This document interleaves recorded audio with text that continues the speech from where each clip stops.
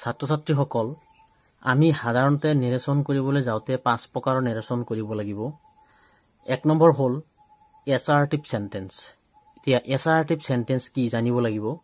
Assertive sentence মানে কমাৰ ভিতৰত subject plus verb plus object থাকিব লাগিব। কমাৰ ভিতৰত সাবজেক্টও থাকিব লাগিব, ভাৰ্বও থাকিব লাগিব, অবজেক্টও থাকিব লাগিব। হেতু হ'ল এছাৰ্টিভ সেন্টেন্স। যেনে he said to me I am doing it. He said to me, I am doing it. কমাৰ ভিতৰত যে আছে আই এম ডুইং ইট, আইটো হ'ল সাবজেক্ট, ডুইংটো হ'ল ভাৰ্ব, ইটটো হ'ল অবজেক্ট। এনেকৈ কমাৰ ভিতৰত subject plus verb plus object থাকিব লাগিব। হেতু হ'ল এছাৰ্টিভ সেন্টেন্স। ইন্টাৰোগেটিভ সেন্টেন্স। ইন্টাৰোগেটিভ সেন্টেন্স মানে অক্সিলাৰী ভাৰ্ববোৰ সদায় আগত থাকে। ইন্টাৰোগেটিভ সেন্টেন্সত অক্সিলাৰী ভাৰ্ববিলাক সদায় আগত থাকে। লাষ্টত ইন্টাৰোগেটিভ চিন থাকে। আৰু ইন্টাৰোগেটিভ বাক্যবিলাক WH ৱৰ্ডেৰেও আৰম্ভ হয়। যেনে have you done the work. হেভটো হ'ল অক্সিলাৰী ভাৰ্ব আৰু লাষ্টত ইন্টাৰোগেটিভ চিনটো দিয়া আছে। এইটো এটা ইন্টাৰোগেটিভ বাক্য। তাৰপিছত হুৱেন উইল আই গো। হুৱেনটো হ'ল এটা WH ৱৰ্ড, লাষ্টত ইন্টাৰোগেটিভ চিন। এইটো এটা ইন্টাৰোগেটিভ বাক্য। এতিয়া ইন্টাৰোগেটিভ সেন্টেন্স ক্লিয়াৰ, বুজি পালো আমি কি। 3 নম্বৰটো হ'ল ইম্পাৰেটিভ সেন্টেন্স।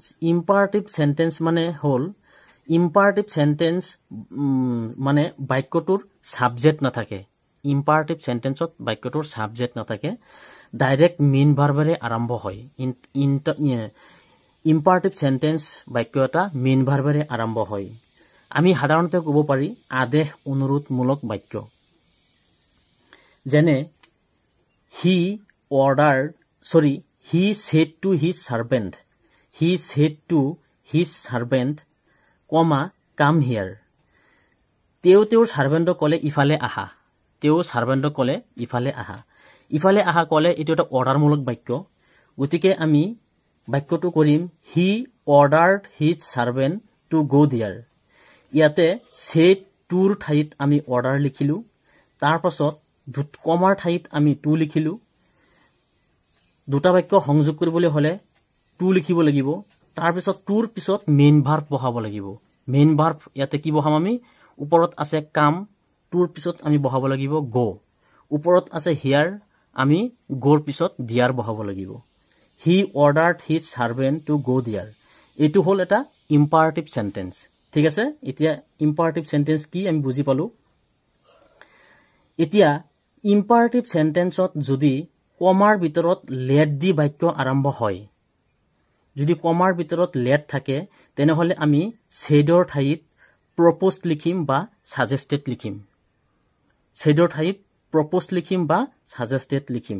ঠিক আছে, নিয়মটো তোমালোকে ভালকৈ মুখস্থ কৰি ল'বা, তেনেহ'লে নেৰেশ্যন কৰিব পাৰিবা।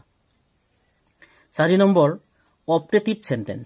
অপটেটিভ সেন্টেন্স মানে কি? অপটেটিভ সেন্টেন্স মানে সাধাৰণতে প্ৰেয়াৰ কৰা সেন্টেন্সবিলাকক বুজায়। মানে যিবিলাক সেন্টেন্স আমি প্ৰাৰ্থনা কৰা বুজাওঁ, সেইবিলাকক অপটেটিভ সেন্টেন্স বুলি কোৱা হয়। অপটেটিভ সেন্টেন্স সাধাৰণতে মে দি পেলাই আৰম্ভ হয়। যেনে মে ইউ লিভ লং, এইটো এটা অপটেটিভ সেন্টেন্স।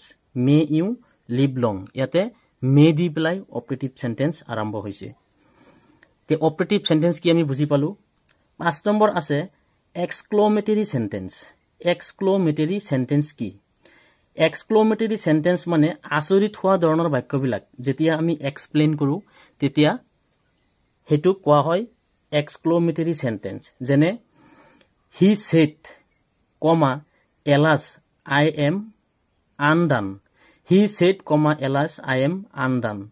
ইয়াতে সেড টুৰ ঠাইত আমি লিখিব লাগিব exclaimed with sorrow. He exclaimed with sorrow. সেৰ ঠাইত আমি এক্সক্লাইমড উইথ সৰো লিখিব লাগিব। তাৰপিছত কমাৰ ঠাইত আমি ডেট লিখিব লাগিব। তাৰপিছত ইয়াত যে আছে আই থাকিলে আমি কি বহাইছিলোঁ? হি। ছাবজেক্ট আছে হি, গতিকে আমি হি বহাব লাগিব। এতিয়া এমৰ পাষ্ট ফৰ্ম বহাব লাগিব ৱাজ। তাৰপিছত undone. He exclaimed with sorrow that he was undone. গতিকে এইটো এটা হ'ল এক্সক্লমেটৰী সেন্টেন্স।